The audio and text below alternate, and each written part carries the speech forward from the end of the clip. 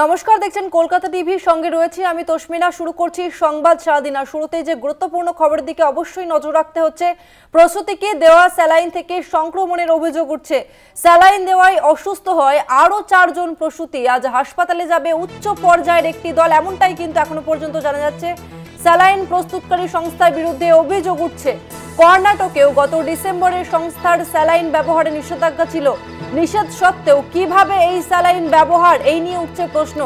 ষড়যন্ত্র কিনা তা খতিয়ে দেখছে ইতিমধ্যেই স্বাস্থ্য দপ্তর। প্রসূতিকে দেয়া স্যালাইন থেকে সংক্রমণের অভিযোগ উঠছে। স্যালাইন দেওয়ায় অসুস্থ হয় আরও 4 জন প্রসূতি। আজ হাসপাতালে যাবে উচ্চ পর্যায়ের একটি দল। স্যালাইন প্রস্তুতকারী সংস্থার বিরুদ্ধে অভিযোগ কর্ণাটকেও। গত ডিসেম্বরে সংস্থার স্যালাইন ব্যবহারে নিষেধাজ্ঞা জারি ছিল। নিষেধ সত্ত্বেও কিভাবে এই স্যালাইন ফের ব্যবহার করা হলো, ষড়যন্ত্র কিনা তা ইতিমধ্যেই খতিয়ে দেখছে স্বাস্থ্য দপ্তর।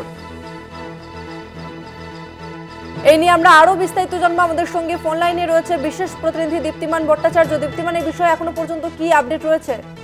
দেখো, আজকে এক শীর্ষ পর্যায়ের এক দল যাচ্ছে, তারা গিয়ে পুরো বিষয়টি খতিয়ে দেখবেন। প্রথম যে বিষয়টি থেকে এই স্যালাইনটিকে ডিসেম্বর মাসে রাজ্য সরকার ব্যান করে দিয়েছিল, বন্ধ করে দিয়েছিল, ব্যবহারের ওপর নিষেধাজ্ঞা জারি করেছিল।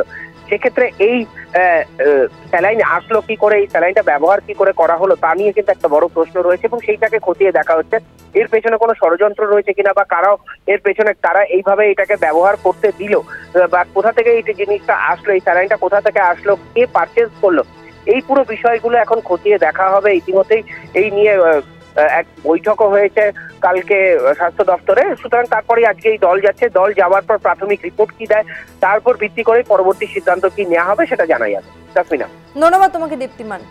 আরো একবার জানিয়ে রাখবো, মেদিনীপুর মেডিকেলে এক প্রসূতির মৃত্যু এবং আরও 4 প্রসূতির আশঙ্কাজনক পরিস্থিতি তৈরি হওয়ার ঘটনায় এবার সামনে এসেছে চাঞ্চল্যকর তথ্য।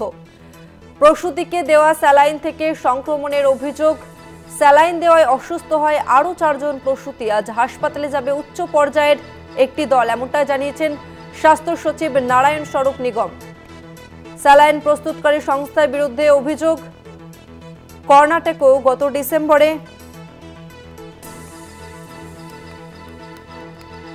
এই অভিযোগ দেখা দিয়েছিল এবং যার পর ওই স্যালাইন তৈরির সংস্থাকে নিষিদ্ধ করা হয় এবং তারপরেও কিভাবে ফের নতুন করে এই স্যালাইন এই মুহূর্তে, এই নিয়ে প্রশ্ন উঠেছে।